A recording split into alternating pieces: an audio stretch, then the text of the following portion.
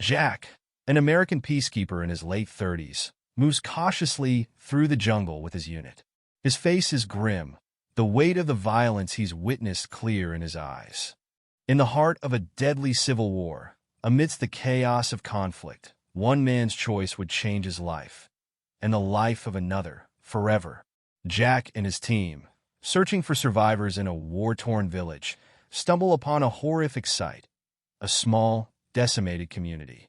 As the soldiers move through the wreckage, Jack notices a movement near a tree.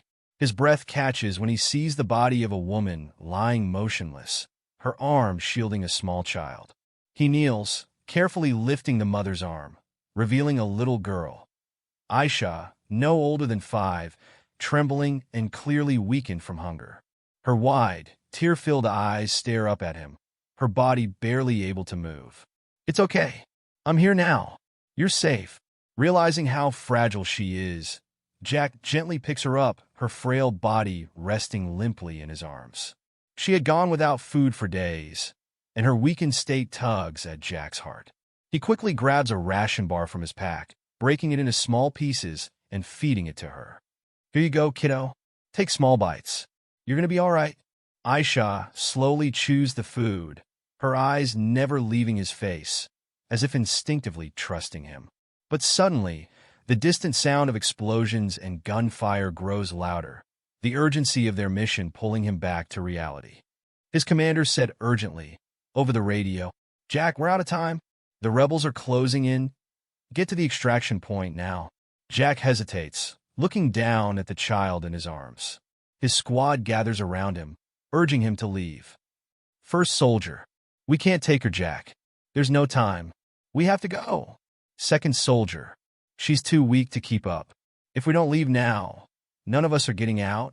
As Ayesha's small fingers clutch his jacket, Jack looks at her pale face, torn between duty and the overwhelming need to protect this child. His team presses him, growing more anxious. Third soldier said, "Leave her, Jack. We can't risk everyone for one child." Jack's face hardens with resolve. The memory of her mother lying lifeless beneath the tree and the desperation in the little girl's eyes refuse to let him go. Jack firmly, "No, I'm not leaving her behind. It's either both of us or neither of us." The soldiers exchange tense glances, knowing the danger is imminent. The radio crackles again with the commander's voice, more insistent now. "Commander," sternly, "Jack, this is an order. You need to leave now." Jack cradles Ayesha tighter, his decision made. "I don't care. If she doesn't come, neither do I." A moment of silence passes, the tension thick in the air. Finally, the commander's voice comes through again, softer but still urgent. "All right, get the child and get to the extraction point. But hurry." Jack nods, giving Ayesha another small piece of food as he tightens his grip on her. His team moves quickly, and he rushes through the jungle, the rebels getting closer with each second. And so, in the chaos of war, a bond was formed. A bond that would defy the odds, and a decision that would lead to a new beginning. Once safely back in the U.S., Jack did everything in his power to legally adopt the baby girl, whom he named Ayesha. The adoption process wasn't easy, and it took months of red tape and legal battles. But Jack never wavered. He was determined to give Ayesha the life she deserved. Raising Ayesha as a single father wasn't something Jack had planned for, but from the moment he held her in his arms, he knew they were meant to be together. He learned how to feed, bathe, and care for her, stumbling through the process like any new parent. His soldier's toughness gave way to the tender instincts of a father, and Ayesha, in turn, flourished in his care. But their small town wasn't as welcoming. The sight of a white man with a black African daughter raised eyebrows, and some neighbors openly questioned Jack's decision to adopt Ayesha. It wasn't uncommon for people to ask intrusive questions like, "Why didn't you adopt one of your own?" Or, "How do you know she's even yours to take?" Jack bristled at these comments, but he always protected Ayesha from hearing them. Ayesha, now around 8 years old, is playing in the front yard while Jack watches from the porch. The war is far behind them, but the memory of that fateful day remains. Ayesha's laughter fills the air, a stark contrast to the frightened girl Jack had carried out of the jungle years before. But as Ayesha's new life in America begins, she faces different battles. On her first day of school, she stands nervously in the doorway of her classroom, the only black child in the room. The children stare at her, whispering, though the guns had fallen silent. Ayesha was about to face a new battle, a battle fought with words, glances, and the cruelty of exclusion. At lunch, Ayesha sits alone at a table, avoiding the curious stares of her classmates. Emma, a little white girl, watches her from another table, hesitant to approach. Ayesha stares down at her lunch, fighting back tears. Back home, Ayesha sits quietly on the couch, her normally vibrant spirit dulled by the day's events. Jack, noticing her silence, sits beside her, his voice gentle and concerned. "How was school today, Ayesha?" Ayesha hesitates, then looks up at him, her voice barely above a whisper. "They don't like me, Dad. No one talks to me. They whisper, and I hear them say, I don't belong because I'm different." Jack's expression softens, his heart aching for his daughter. He kneels down in front of her, placing a hand on her knee, his voice steady and full of conviction. "Ayesha, you're different, and that's not something to be ashamed of. It's something to be proud of. What they don't understand, they fear. But you're stronger than that. You've been through more in your young life than most people will ever go through. Don't let their ignorance make you doubt yourself." Ayesha's eyes glisten with unshed tears. Jack gently wipes one away and gives her a reassuring smile. "You've got something special inside of you, sweetheart, and you're going to do incredible things. Don't let anyone take that away from you." Ayesha nods slowly, but the doubt still lingers. Jack wraps his arms around her in a tight, comforting hug. Time passes, and Ayesha's brilliance in school begins to shine. She excels in every subject, consistently topping her class. But her success brings more than just praise. It also brings resentment from her classmates. A student whispered, "She thinks she's so much better than everyone." Another student said, "She's only winning because the teachers feel sorry for her." Ayesha received her third academic award. The applause is polite but sparse. As she steps down from the stage, she notices her friend Emma looking away, no longer willing to meet her eyes. The pain of isolation deepens as Ayesha realizes that even her closest friend has turned her back on her. That was when she remembered what Emma told her, that she will not talk to her again if she continue excelling in class.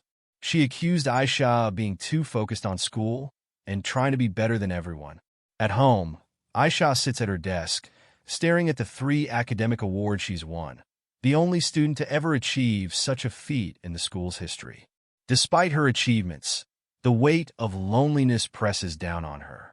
Jack enters her room and sits beside her. "They're jealous, you know." Ayesha doesn't respond, her eyes still fixed on the awards. Jack gently said, "People always try to tear down what they don't understand or what they can't achieve themselves. But you've got to remember who you are, Ayesha. You've already proven you can rise above this." Ayesha finally looks up, her voice tinged with frustration. "It just feels like no matter how hard I try, no matter how well I do, it's never enough. I don't know if I can keep going, Dad. I thought the win was for us all. Even my best friend Emma doesn't want to talk to me." Jack takes her hand in his voice soft but filled with strength. "You've come this far, sweetheart, and you've done it with grace and strength. Don't let the small-mindedness of others stop you from reaching your dreams. You've got something bigger ahead of you, and this is just the beginning." Ayesha took those words to heart. She continued to excel, becoming a role model for younger students. Teachers began asking her to tutor other kids, and she quickly became a fixture in academic competitions, representing her school at regional and national levels. Jack attended every event, often the loudest voice in the audience, his eyes full of pride as he watched his daughter take the stage time and time again. Ayesha, now 18 in her high school graduation, stands on stage in her cap and gown, receiving her 4th consecutive Best Student of the Year award, a record no one had ever achieved in the school's history. The crowd erupts in applause, and the camera pans to Jack, standing at the back of the room, beaming with pride. His eyes are filled with tears as he watches his daughter reach another milestone. Though Ayesha had faced hatred, jealousy, and isolation, she had risen above it all. She was now the pride of the school, a shining example of perseverance and excellence. As Ayesha walks off the stage, her classmates, those who once whispered behind her back, now look at her with a mix of admiration and envy. Ayesha walks toward Jack, who wraps her in a tight embrace. "I knew you could do it, Ayesha. I always knew." Ayesha in medical school, now in her early 20s. She's the only black student in her cohort, and despite her brilliance, she faces subtle racism and microaggressions from her peers and professors. The pressure mounts as she constantly feels the need to prove herself, to be better than everyone else, just to be seen as equal. But the looks of disapproval and the whispers never stop. Ayesha's journey was far from over. In the world of academia and medicine, she faced new challenges, ones that tested her resilience in ways she had never imagined. Ayesha, now in her early 30s, standing tall in her military uniform. She's a doctor, serving in the armed forces, following in the footsteps of the man who had saved her all those years ago. She had become everything Jack had believed she could be. From a war-torn jungle to the highest halls of achievement, Ayesha had not just survived. She had thrived. Ayesha looks at her father, her eyes filled with gratitude. She steps forward and wraps him in a hug, their bond unbreakable. "Thank you, Dad, for everything," Jack tearing up told her. "I'm proud of you, Ayesha. So proud." Ayesha's journey didn't end with her personal achievements in the U.S. Her desire to serve led her to the front lines once again, not as the child saved from war, but as a soldier and doctor dedicated to healing others in the most dangerous parts of the world. She became a beacon of hope in the midst of devastation, traveling to war-torn countries as a peacekeeper, bringing not only medical support but the resilience of someone who had been through it herself. Through hard work and unmatched dedication, Ayesha rose through the ranks of the U.S. Army Medical Corps. Her excellence led her to the U.S. Army Medical Research Laboratory, where her contributions to medical science saved countless lives. Ayesha and Jack sits in the living room, the ambience warm but serious. Ayesha, now a fully accomplished doctor and military officer, looks at Jack, who is holding an old, worn photograph of Ayesha's biological mother. "Ayesha, there's something I've been wanting to tell you for a long time. You've come so far, and I'm so proud of everything you've achieved, but it's time you knew about your past." Ayesha looks at him, confused but attentive. Jack hands her the photograph, the weight of the years showing in his eyes. "Your mother, she didn't make it, but she loved you. And I know that, as much as this is your home, you need to go back. Back to Africa, to pay your respects to her and your family. It's time to reconnect with where you came from." Ayesha stares at the photo, her eyes filling with emotion. She nods slowly, realizing the importance of honoring her roots and her past. Ayesha with tears in her eyes. "I've always wondered. I knew I had to go back one day." Jack gently places a hand on her shoulder. "It's not just about where you came from, but about where you're going. And I know, with your heart, you'll find a way to give back."